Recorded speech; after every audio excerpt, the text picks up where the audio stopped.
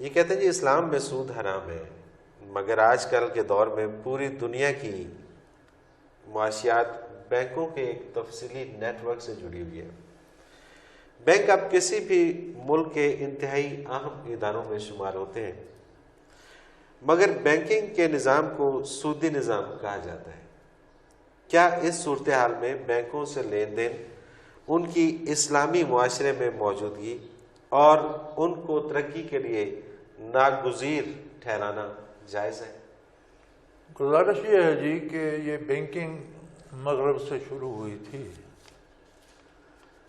اور مغرب میں اس کی ابتدا اس طرح ہوئی تھی کہ لوگ جو سونے کا کام کرتے تھے، جنہیں ہم آج کل سونار کہتے ہیں، یا سونے کی خرید و فروخت کرتے تھے، جن لوگوں کے پاس زائد رقم ہوتی ان کے پاس رکھوا دیتے تھے، صحیح، پھر جب ضرورت ہوتی تھی لے لیتے تھے۔ یہ ابتدائی شکل ہے بینکوں کی۔ ٹھیک ہے۔ رفتہ رفتہ اسے اہل مغرب نے بنیادی طور پر یہ شکل دی کہ بینک جو ہے اس رقم کا کوئی فائدہ بھی اٹھائے۔ صحیح۔ پھر رفتہ رفتہ وہ سود تک چلی گئی۔ پہلے تو یہ تھا کہ بینک تجارت کرے، اس رقم کو صرف کرے، تو کچھ حصہ جس کی رقم ہے اس کو بھی دے، کچھ بینک رکھ لے۔ صحیح۔ پھر آہستہ آہستہ اس میں اور یہ تیزی کی گئی کہ سود تک چلی گئی، لیکن اب خود مغرب اس سود سے بیزار ہے۔ صحیح۔ جنہوں نے بینکنگ کی ایجاد کی تھی، اب پچھلے دنوں برطانیہ میں بھی بین الاقوامی ماہرین کا اجلاس ہوا کہ یہ سود ختم کر کے اسے منافع پہ لایا جائے، کہ جتنا بینک کماتا ہے اس میں سے سروسز چارجز اور کچھ منافع بینک رکھ لے اور باقی اصل مالک کو لوٹا دے۔ جاپان نے، آپ حیران ہوں گے کہ جاپان نے شروع کر دیا ہے بلا سودی بینکنگ۔ اچھا، ہاں، جاپان نے بلا سودی بینکنگ شروع کر دی ہے کہ بینک کے سود جو ہے یہ ہماری معیشت تباہ کر رہا ہے۔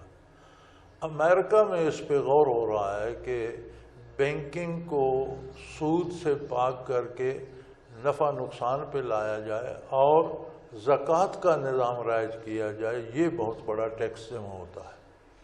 اچھا، زکوٰۃ کے نظام کے حوالے سے امریکن سوچ رہے ہیں، برطانوی یورپ سارا سوچ رہا ہے اچھا کہ ہم سارے ٹیکسز لگاتے ہیں، کیوں نہ اتنے بڑے مختلف ٹیکسز لگانے کی بجائے صرف نظام زکوٰۃ نافذ کر دیں۔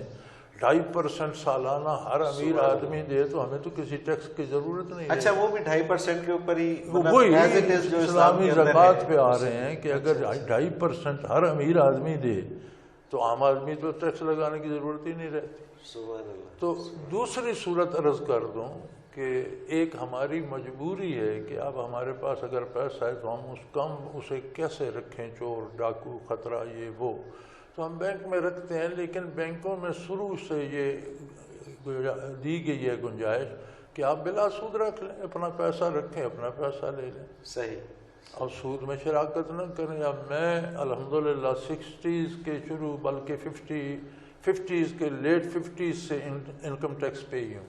صحیح صحیح۔ تب خال لوگ انکم ٹیکس دیا کرتے تھے، تو تب سے میرا 50s میں لیٹ 50s میں تب سے میرا انکم ٹیکس نمبر جو ہے آئی ڈی میرے پاس ہے، اب تک دے رہا ہوں۔ تو میرا پیسہ تو بینک میں ہوتا ہے، لیکن میں تب سے اب تک الحمدللہ میں نے سود نہیں لیا۔ کرنٹ اکاؤنٹ ہوتا ہے، کوئی سود نہیں ہوتا اس پہ، بلکہ مجھ سے بینک الٹے سروسز چارجز لیتا ہے۔ صحیح، مجھے سود بھی نہیں دیتا اور مجھ سے اخراجات لیتا ہے۔ میری پاس بک، میری چیک بک قیمتاً آتی ہے اور سالانہ مجھ سے کاٹتا ہے بینک سروس چارجز کی رقم، کوارٹرلی بیسس پہ کاٹ رہا ہے یا ششماہی مجھے پتہ نہیں، لیکن رقم کاٹتا ہے مجھ سے۔ صحیح۔ تو حضور اکرم صلی اللہ علیہ وسلم کا ارشاد گرامی تھا کہ ایک وقت آئے گا کہ جو لوگ سود کھانا نہیں چاہیں گے ان کے حلق میں بھی سود کی گرد جائے گی۔ صحیح۔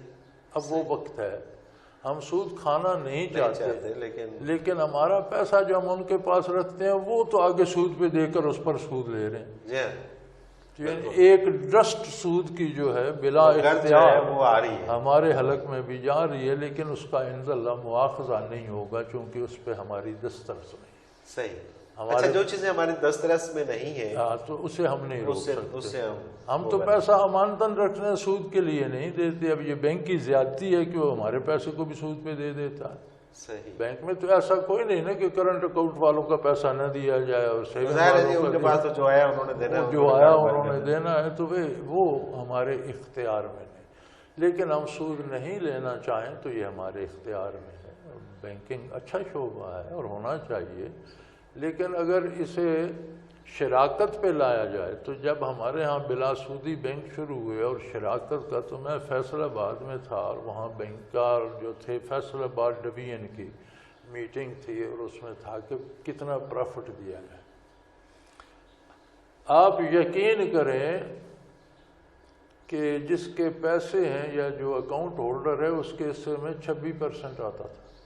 اچھا 26% اس کے حصے میں آتا تھا کوارٹرلی.